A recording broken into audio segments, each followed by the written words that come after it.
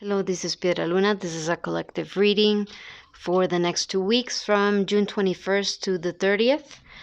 With the influence that we have right now, we have the main influence this week would be that we have a full moon in Sagittarius on Thursday, and that is Thursday being the planet ruled by Jupiter, and as well as Sagittarius. So this full moon could be a lucky day. But as well, there's other influences and other energies as well. So it could be lucky, as I said. You could have lucky breaks and good news as well. But it's also a time, and as well as the past weeks, where we've been going through or meditating about our decisions in life, our decisions in work.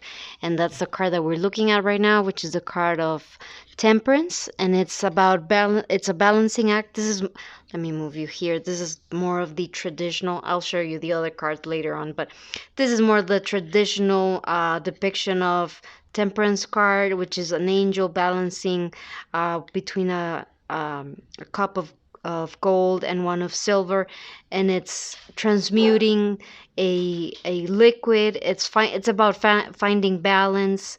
It's about finding the middle road. It's about decisions. It's about transmutation as well. How the decisions in our life keep changing us and keep evolving us spiritually as well. What we decide, which road to take, if we decide to evolve spiritually or not evolve spiritually, that of course has a transformative effect on our lives. And because we're going through the Gemini season, Gemini is this card, actually all the tarot cards have planetary ruling. So I was getting these cards where I made my notes on their influence, and I also with this other tarot that I have here, which is a manga tarot. Let me see if I can find the box. Well, I'll show you the box later, or I'll put the link in the description below where you can get this both of these tarot cards. These are very pretty. I'll also upload a video showing all the cards from this deck. But we're going through this Mercury season, or we're just leaving the Mercury Gemini season, which is about decisions. It can be decisions in our life, existential decisions, or it can also be related to love. And because Mercury is in retrograde in Gemini, or just, well, we're still feeling the effect. We are analyzing probably our past relationships. I wouldn't be surprised if some of you might have had dreams about past relationships, past lovers, or you might have been reviewing why you have made the decisions you've made in the past with the relationships that you had, why you were interested in certain X person, or for the time that you were interested in them, or how the relationship was like, and you're probably evaluating how you decided to manage the relationship, the decisions that you took, or the decisions that you might have taken to end the relationship or to keep it. The Chariot card is also a card of Cancer, and it's about balancing as well. As just a card, just like Temperance, is a balancing act between our desires and our duties, between having a good balance between what you love, between pleasure and work. And finding that balance, of course, can be a bit difficult. This card is also about finding victory. So there's also a feeling in the air of how do we find that balance between what we love and making a living out of it and feeling comfortable with our lives. We're also evaluating where we have placed our hearts before. This is the Knight of Cups, and the Knight of Cups can be a very chivalrous knight. It has its heart, or it places its decisions where his or her heart is, but it can also have that energy of like Quixote energy of maybe being too. I mean, of course, there's a feeling of altruism, of trying always that all the decisions that you made, and maybe you're evaluating that you try to make them in the best light possible. But sometimes the decisions that we make are not based on reality, but are on our illusions of what we think things are gonna be like. So we're also moving through an energy of more of Mars in Leo, and that is of taking action, because this is the King of Wands. He's a manifester. his money where his mouth is, or wherever his desires are, he makes sure that they happen and that they happen quickly. And there's also like a feeling of course, and this is being, we also have the Venus in Cancer, and Cancer being, or Venus being the planetary ruler of Cancer. We have this feeling that we want to find beauty, we want to find abundance. We might be focusing on our homes, on how to make them more pretty, on how to make them more welcoming. We might be thinking about our future, about who we want to make our life with, or we might be thinking on how we can make our families feel more secure, more abundant, or more homey.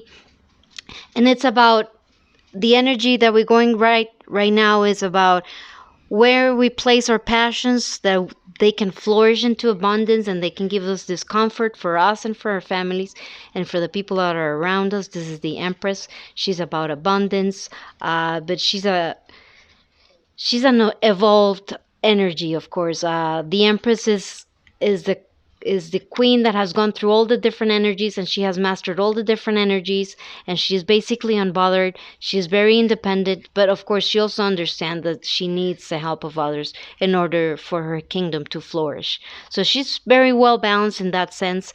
So we might be looking just for that, maybe in a partnership or maybe in our lives, that we want to have like a nice harmony in our families, in our relationships, be it romantic or with our partners, or even with our parents or with our siblings, and that we want to find that compromise, or we want to put our seeds into, or our energy, our life energy, into things that would be permanent and that would bring abundance and comfort and safety to our family. There's also, as I said, that energy of past relationships. So I wouldn't be surprised if a lot of us find ourselves thinking about past relationships, or evaluating why they happened, or evaluating why they didn't work out, or we might be evaluating the things that we like from past relationships, the things that worked out that we would like to find again in new relationships, and or what felt good to us from all those experiences, from those past experiences that we had. We basically, we're in a time when we're sitting down with our past and we're analyzing the decisions that we took, why we took them, why our emotions and our desires were placed where they were placed back in the past, and how we can learn and transform from everything from all the knowledge that we gathered into making better decisions, into transforming ourselves, into transmuting ourselves, into finding that balance where we already have a bit more of experience of the things that we decided to do and how it actually felt. Because there's no way in life to know how things are going to be unless you try them out. Unless you really go deep down the hole, then you will know how it feels and if it's right for you. So the recommendation, or where the energy is leading us for this week, is that we are in the hermit mode, again analyzing our past, analyzing the experiences that we've had, and how they can enrich our life into making better decisions. And that's also the influence that we have for this couple of years, from 2020 to 2022, that we have the influence of the south node of Sagittarius and the north node of Gemini. And that energy is about, especially for those that have that influence on your south and north nodes, but it's also collective. Or if you have maybe those signs in your birth chart, it might be pivotal times for you during this month, during this couple of years. And of course it is. It's when the pandemic started, and it's really shaking all our grounds and our paradigms and our way of thinking of life, and it has brought death closer to us, and the reality that our lives are shorter than we think they are, that we're not eternal, that we are not immortal, and how we want to spend the rest of our lives, and how we want to invest our life energy. So that energy of Sagittarius is what we've learned. Again, this is the energy that we're feeling as well during this week. All the information that we've collected from the decisions that we made from the past, all the past experiences that we've had that have enriched us spiritually, and what we're going to do with those experiences. That now that we have the knowledge, we have to learn how to make good decisions. And that again, we have the cards of decisions. This is the Two of Wands. This is a beautiful, like, here's the box. Let me show you, sorry. This is the Manga Tarot by Riccardo Minetti and the artwork by Anna Lazzarini. I love it. It's beautiful. It's very vibrant. It has like a nice vibe to it. Like I like all my tarot decks to be in a whimsical or colorful or lively energy, and these are beautifully designed, and they have a lot of emotion in their faces. I mean, each of the cards is a painting in itself. The colors they really pop out, and they have a lot of depth. I loved it. I love it. But what we're looking at here is, again, I was bringing you here to the Two of Wands, and it's about decisions. It's about if we stick with the past, with what we know, or we go with the new, and we embark. We take our heart. Here she has her heart in her hand, like in a keychain. I mean, in a necklace chain. And she's deciding. Well, of course, she's looking into the future, into the unknown, into where the journey can take her. Usually, this card is either. I mean, it does say that you are maybe analyzing the past, and if you stay with the past or if you go with the new. But usually this card is that actually the person is focusing on trying something different, on leaving behind the old paradigms, the old ways of thinking, the old ways of doing things, and embarking. This is so nice. I mean, the butterflies in her dress and everything, and how the wind is playing with her hair. They have a lot of movement. I love these cards a lot. They have a mini size, but I like the mini size, but you lose a lot of the details in it. I love these ones that are large. If you can see, here's my hand. They're large enough that you can see all the beautiful details. So this also, we have this influence of leaving behind old structures, old paradigms, because we have actually, and we might be feeling this not this week but next, of a clash between the old way of doing things, and it could be from relationships, it could be on in work relationships as well, maybe relationships with your parents, anything that has to do like a power struggle or a determined way to do things, between maybe the dynamics that you have with your parents, or the dynamics you have with your employers, or the structure of the government with its citizens. There is like a clash between the old and the new, and of course there's where the conservative energy wants to be the one ruling, while the rebellious energy, or the energy of more of like Aquarius, I mean, like there is a clash between, a bit between Saturn and Aquarius. Saturn being about tradition, being about about doing the things the long and hard way, and while Aquarius is quick and it wants quick actions, and it's about breaking the rules. It's quite the rebellious, but it's also the bringer of new ideas, of new ways of doing things, because Aquarius energy is about thinking outside of the box, while Saturn is more of procedure. It's a bit more orthodox, and it's about the hard lessons that they take time to be learned. So we could have like that clash, maybe in the workplace, maybe in our relationships, or maybe we might be thinking and analyzing deep inside ourselves, getting very insightful of how we've been doing things in the past, and how we would like to be doing things in a different way. We might be analyzing our defense mechanisms. We might be analyzing where maybe we have still post-traumatic stress disorder from our childhood, how our childhood affects the way we take decisions, or how it affects and especially, and this is obviously true, that our childhood has a great influence on the romantic partners that we choose, the relationships that we choose, and that usually we're, in general, most human beings, and this is usually well known in psychology, that we tend to recreate the dynamic that we had with the affection dynamic that we had with our parents. We look to replicate that dynamic with our partners.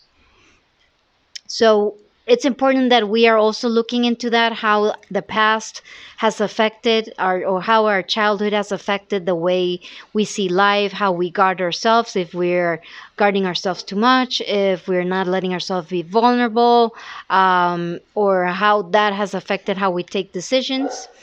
And again, the topic here again this week and next week is about decisions, about a balancing act, and it's about what feels, it's definitely a clash between pleasure and duty, between finding a good balance where we find that we are truly living life in a soulful way, in a way that feels like we are spending our life, um, like we're treasuring every moment of our life, every day of our lives, and as well being able to live in a world where, of course, nobody's going to feed us if we don't work. So, of course, we need to find a way in which to gain our coins, but we also want to find a way where we can find pleasure in the way we spend our days. And I think there's also that same, we are, because we have the influence of Venus. Venus is not only about relationships, Venus is also about work relationships and about our relationship to money. And because Venus also, of course, Venus likes comfort, and it likes not to be in lack. It likes to have a nice home that has everything that is needed, or like a full pantry and a nice bed and pleasurable or nice and aesthetic surroundings. And for that, of course, you need a certain amount of money to have that kind of comfort. So we're also thinking about that, about our decisions with money, our decisions. Maybe there could be like a topic during this week and next week about the crossing between our relationships, maybe with our parents, and our relationship we have with them on regards to money, if how we feel about them helping us financially, or about us helping them financially. There's a topic about that, of getting deep in getting insightful about really our past and how it's affecting us, and gather all that information in order to make better decisions, so that we can live in this abundance where it feels like we are able to enjoy life in a comfortable way, where we feel secure, but we also feel abundant, and we have time to enjoy the pleasures of life, and we have time to invest in our families, and in time to invest in our hobbies, because it cannot be all work, right? So it's that we're during these 2 weeks, again, we're striving to find that balance. I think this is also similar. We've been carrying this energy from the prior reading, and not that it's surprising, because it's not like it's each week only has one message each season. And this is the season, June is the season of marriage. It's the season of when people get engaged, because the weather is super nice, because we are not think there's food on the pantry. The weather is not against us. It's you see all the flowers blooming. It's time of procreation as well. So it's not surprising that we are both thinking about our future in regards to our finances, and as well as regards to our partnerships in romance, or who we want to make our life with. And of course, like our closest, and because it's Cancer season, Cancer is about family, and it's about family, like I said, from parents, siblings, or your children, to, of course, your partner, because that's your closest relationship in life, apart, of course, from your parents and your children. So we're trying to balance, having that balance act of our duties, our family, and also finding time for ourselves, also finding time for pleasure and for enjoying life. And there's also a thing I must mention, and I think we're gonna feel it more next week than this week, or we might start feeling it on this weekend. Is that we have the influence of let me show you the card that shows that energy of Neptune and Pisces. And Neptune is going retrograde in Pisces starting on June 25th, so that's on Friday. So and this probably means that we're gonna go really deep on our past and probably on our relationships, and on probably all the unresolved issues, emotional issues that we have had. So I think the recommendation, and as what the recommendation is, you might feel like you're drowning a bit in your own emotions because of the influence of Neptune and Pisces, and that is going retrograde.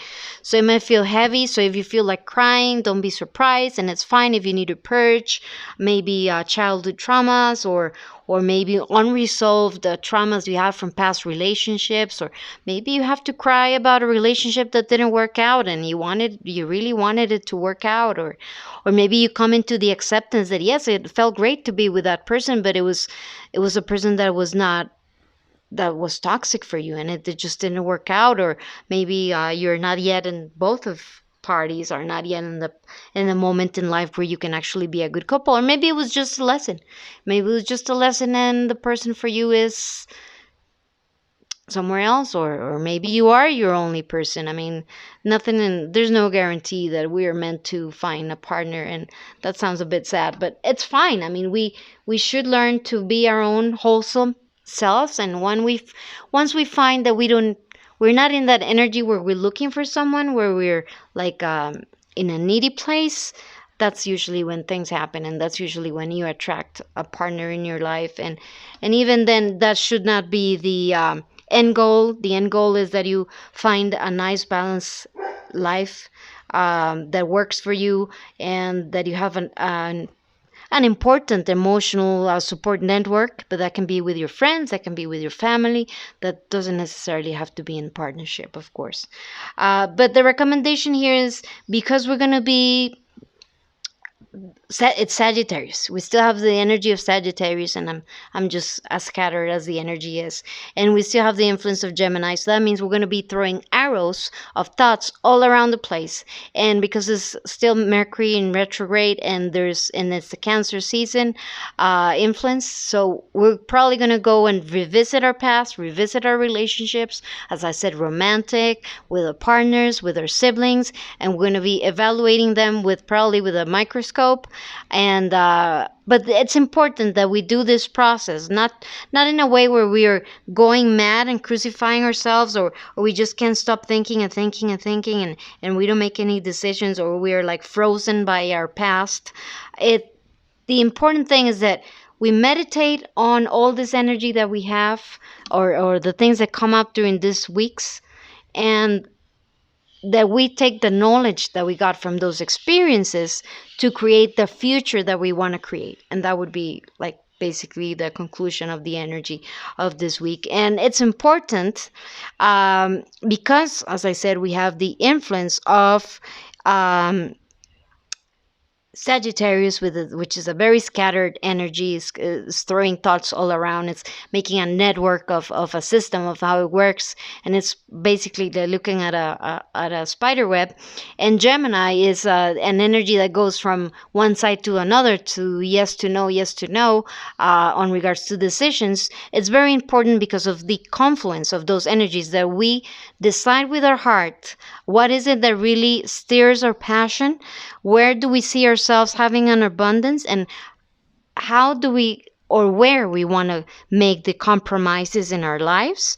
And that we start with that Virgo energy. This is a Virgo energy of the Eight of Pentacles, and this is an energy of doing one step at a time in order to fulfill or finish any project, or to become skillful, or whatever you want to become skillful. You must start at focusing your energy on one thing at a time. So that basically means, yes, it's great to have all that information that the Sagittarius energy has collected, but now it's time to get the handle, or overcome the Gemini weakness, which is trouble to make decisions, and finally decide where is it that our passions are, where do we want to grow the abundance that we want to grow, what is it on what, and that all those three things are aligned into one: our passions, our skills, our knowledge, and where we see ourselves flourishing.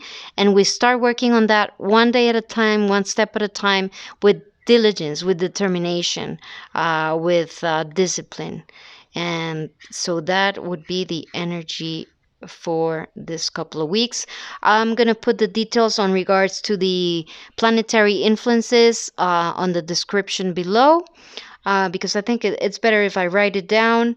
I think I'm better in astrology when I write it down, and I'm better in tarot when I talk about it. I hope this was of help to you. You will see in a couple of weeks if this had resonance, but I think a lot of us are in this energy. It kind of feels like it. I feel people around me vibrating with the same energy, and this is the planetary influence that we have. And of course, that doesn't necessarily mean that that's the influence that you're going to have. Maybe you have more important life lessons to go through with your birth chart this week, so it might not resonate. But hopefully, that was of help for you to navigate during the influences that we're going to have this week. And as I said, if you feel like you're drowning in your emotions, in that you're drowning in your past, just remember that everything that we learn in our lives, even the traumas, even the childhood traumas and the things that scar us, they have the power to transform us spiritually if we are open to see it as a lesson, either to become better, not to repeat the lesson with others, and to evolve. And of whatever, and it's sorry, I'm gonna blame it on Mercury retrograde. Also, as the saying goes, what doesn't kill you makes you stronger. And if you actually have a positive outlook in life, that anything that has happened to you is a lesson, and it's a treasure for you to transform and to become stronger. Or even the horrible things that might have happened, they helped you to see other people with tenderness. It helped you to relate to others who are going through troubled times, and that is always a treasure. So hopefully that was of help, and this was Piera Luna, and sending you lots of blessings.